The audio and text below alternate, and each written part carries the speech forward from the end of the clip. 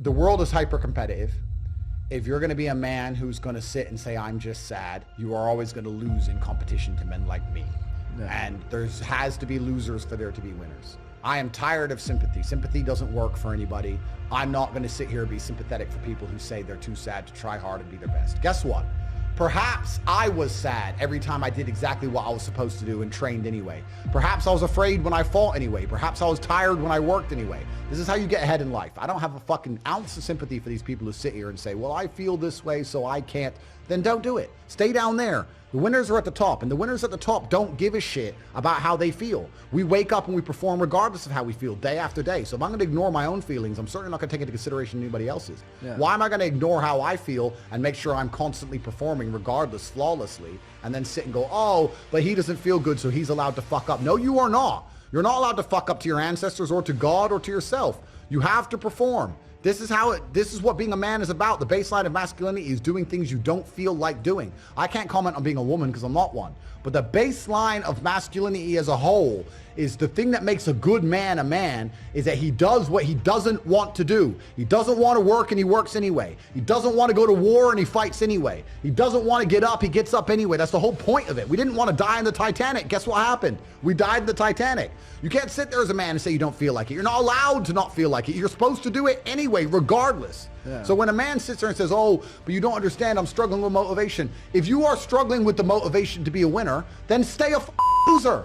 No problem. Stay a loser. Don't care. Because in my circle, there's no losers around me. Your energy is disgusting. I find it revolting. I don't like weakness around me, even near me. Even people coming up saying hello to me. If you're depressed, don't even shake my hand. I do not have time for losers on any regard. Winners only. Men who have mental health issues, I wish them the best in the world. But when they come to me and say, and I get this all the time, Andrew, I have this problem, I'm depressed and I can't go to the gym. I say, no, I disagree. You're depressed because you don't go to the gym. If you go to the gym, you might start to feel better, right? I'm saying you can't sit as a man and afford the luxury of saying, I have a mental health issue today, I'm sad today, I'm stressed today, I'm emotional today, I can't work, because you will lose against the men who don't do that. As a man, it's player versus player, it's ultimately competitive, and as a man, you have to outcompete the other men who are prepared to get up and do it anyway. That's how it works. There's no such thing as saying, I'm sad, I need 2 weeks off. Not as a man if you want to be important. If you want to be important as a man, you have shit to do. You have duties. This is how it exists. This is how it's always been. If I feel sad, it does not change how I act, and it does not change the things I do. If I don't feel like going to the gym, I go to the gym. If I don't feel like working, I will still work. I lived in a world for 15 years where I didn't feel like fighting because my nose was broken, but I had to fight anyway. Mm-hmm. So a lot of these people come up to me and they say, oh, but I feel this way. I don't put a huge amount of importance on emotions. It's not that I don't feel them. It's that I don't think they have much to do with anything at all. If I wake up in a happy mood and I have a business to run and females to cater for and things to do, if I wake up in a sad mood, I have the same shit to do. I'm going to get it done. So where's the importance of it? It's in my mind, that's how I view it. Like, how does it affect what I'm going to do? Well, nothing. It doesn't. It's not going to affect how I live my life. So why sit around and think about it? This modern obsession with happiness is the number one problem with the world. Because I really don't believe humans were ever evolved to be happy. Mm-hmm. Were we? If you're going to try hard at something, and I mean genuinely try, 99% of people will get adept at X thing. It doesn't matter what it is. If I decided I wanted to be good at piano and I gave it everything I got, I'd be able to play piano. Mm-hmm. Do you know what I mean? Like there's people with one hand who can play piano. It's just how much effort you're going to put in. I don't struggle at anything because if I decide I'm going to do something, I'm going to do it. And I've never struggled with motivation. So if you don't struggle with motivation, then you're never going to struggle with anything in life. I mean, I'm naturally adept at some things, and there's some things I'm not as naturally adept at. But if you're prepared to work, you're prepared to work. So no, I don't struggle with anything. Life is not a struggle to me. I do not view life as difficult in any way. I think life is extremely easy. I believe that all of my problems are going to be fixed by me. That no one else is going to wake up and give a fuck about my problems the way I'm going to give a fuck. Nobody else is going to be prepared to go through what it takes to fix them but me. If I'm in the ring getting an ass kicking, not my coach, not my corner, not my fans, no one's going to get me out of there alive but me. As a man, we live in hyper-competitive environments. I don't think enough men understand how competitive the world is. If you want a girl, you're competing against other men. You're not the only man who had the idea of getting that girl. There's no girl you're going to see and go, oh, I'll get that girl, and didn't cross anyone else's mind. Everybody else wants her. You have to outcompete other men. You have to be as competitive as possible. You have to be as successful as possible in all realms. You have to be as good looking, as funny, as smart, as spontaneous, as interesting, as charismatic, as rich as possible. You need to try very hard to be your absolute best. And as you become a better man, you'll crack through different tiers of attractiveness, and eventually you get to the top and you'll be able to have any girl you want. But the truth is, I have a lot of guys ask me, similar to your question, a guy will come to me and go, how do I get a girl? I'm like, bro, you're a loser. Yeah, but I know, but how do I get a girl? Well, you're a fucking loser. You're a loser. Why are you asking me? It's like saying, how do I win a race with a push bike? You're racing Ferraris. What do you want me to do? Yeah. There's only so much you can do. There's only so hard you can pedal. There's only so many tricks and tips. There's only so many game things you can say, so many pickup lines. If you're a loser, it's going to be very, very difficult, and it's going to get harder and harder. The game is rigged to become harder and harder for men. It's not getting easier. It's going the other way. And if you're going to be on a racetrack and there's going to be Ferraris there, and you're going to be on a pedal bike or in a Nissan, you're going to get smoked. That's the game. You have to up yourself. You have to improve yourself. I'm not going to lie to anybody here and say you don't have to improve yourself. You can stay a loser and get chicks, because you can't. Yeah. You can't. This idea of just random headaches is bullshit. It's bullshit. If you have a headache, it's for a reason. Did you hit your head? Yes or no? Well, no, you didn't hit your head. So are you dehydrated? Probably. Have you drunk a bunch of water? Yeah. If you really drink a bunch of water and you didn't hit your head and your head still hurts, have you laid down, had a little nap? Maybe you were tired. Now you feel okay again. Why are you taking drugs? I know people who just randomly 4 times a week, I have a headache. Let me just take this pill. What headache? Was your brain falling out? Is your brain rotting? Why do you have a headache for no reason? It doesn't make sense to me. It's stupid. A lot of it's psychological. A lot of it's placebo effect bullshit. And it's an entirely wrong worldview. You can't just go through life medicating yourself for imaginary fucking illness. It's dumb. If you want to get rich, you have to act quickly. You have to do things fast. Speed is rule 1. Not enough people understand the importance of speed, because every hour you spend not making money is an hour you're not going to get back. The sooner you turn on the tap to the money, the more money you're going to make. You have to be very, very quick. Life only teaches you lessons the hard way. There's no other way to truly learn a lesson. The things you'll notice about people is that when life is trying to give them a lesson the easy way, they'll ignore it. Oops. Oh, like you'll see it all the time. People they'll have close call. They won't pay attention until something really bad happens, and then they'll be like, oh no, I'll do anything to take this back. Yeah. That's how people learn. No one learns the easy way. It takes a very smart person to learn the easy way. Everybody only learns the hard way ever. The number one thing people don't have control of in their lives is their mind. But what's funny about that is, the only thing in life you can truly control is your mind. You can't control other people. You can't control the weather. You can't even control your health. Your heart might stop beating. You don't make it beat. It just goes, so it's going to turn off one day. The only thing you can control in your life is what you think in your mind. So if you're going to sit there and go, oh, I'm sad, well, you can change that if you actually try, but you don't. You just accept it, right? So people have lost control of their own minds.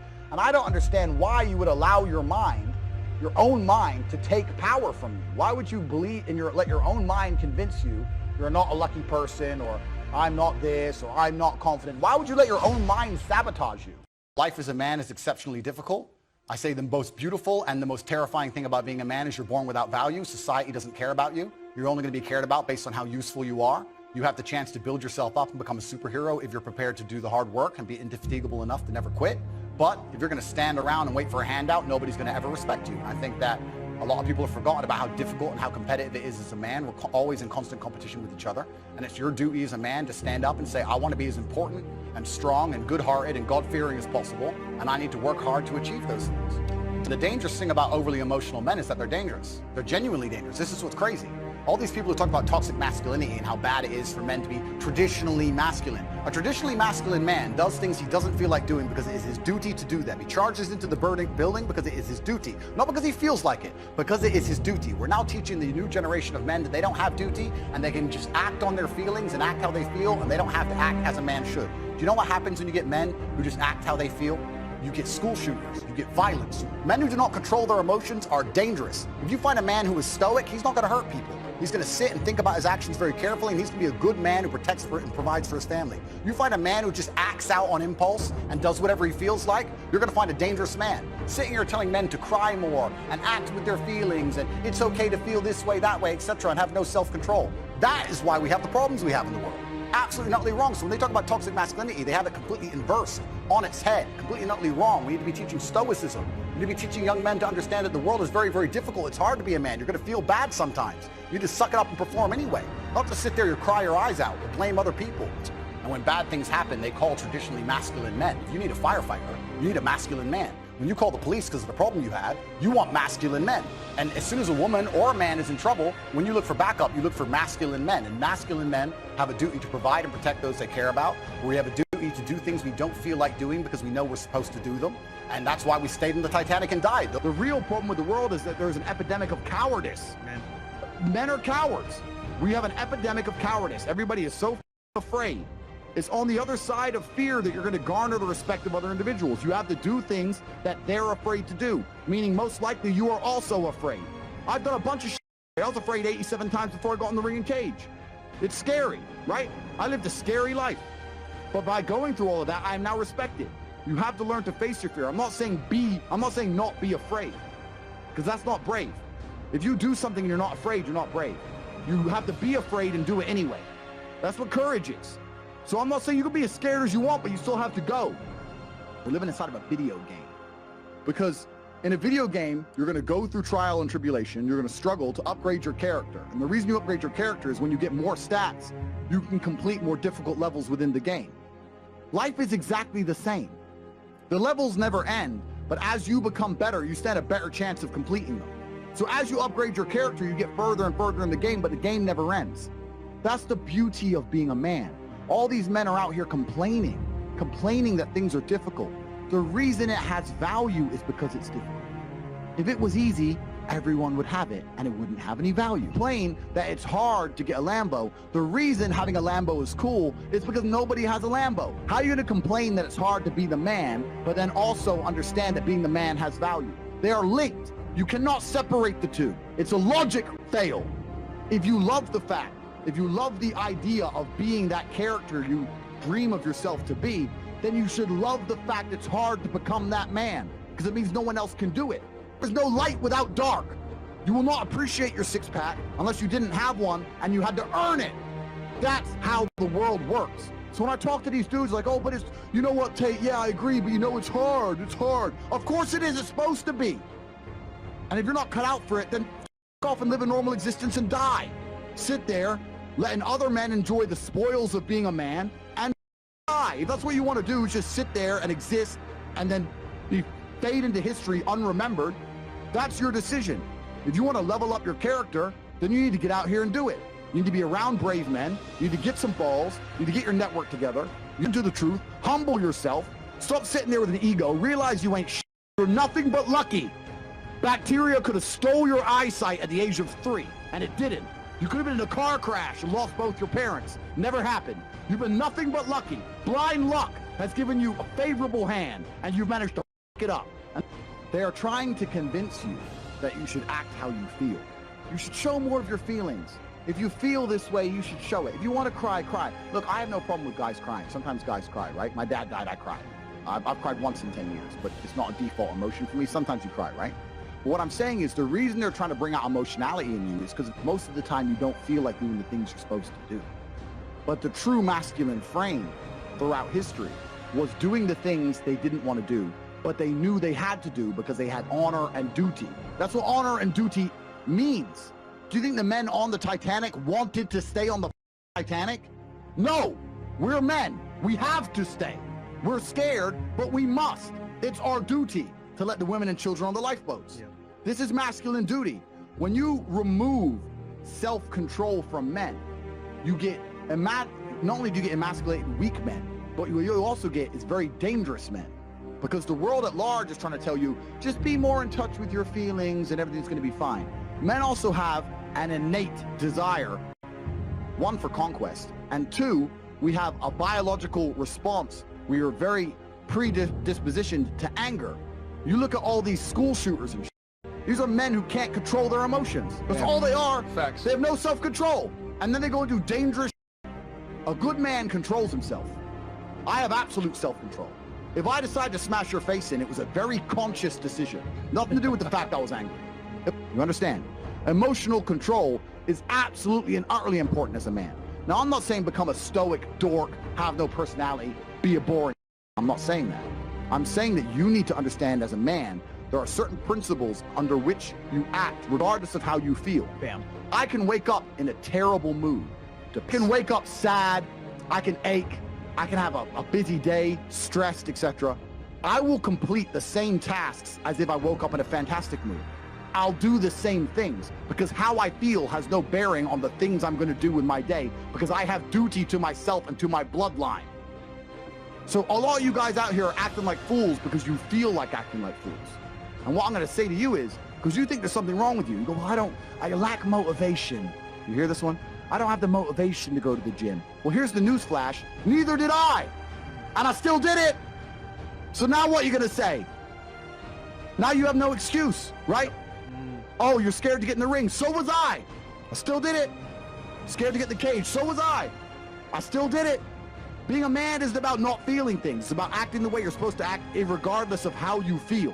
And I'm tired of hearing guys message about how they feel. I don't feel motivated. I don't feel. Feel. Leave the feelings to the girls, right? That's what they do. We act. We're men of action. We get things done. That's how the world got built. All of it. All the men who built the skyscrapers felt scared. They did it anyway. You need to become a man of action. Stop worrying about how you feel and start worrying about what you're supposed to be doing. How do you think chess reflects life?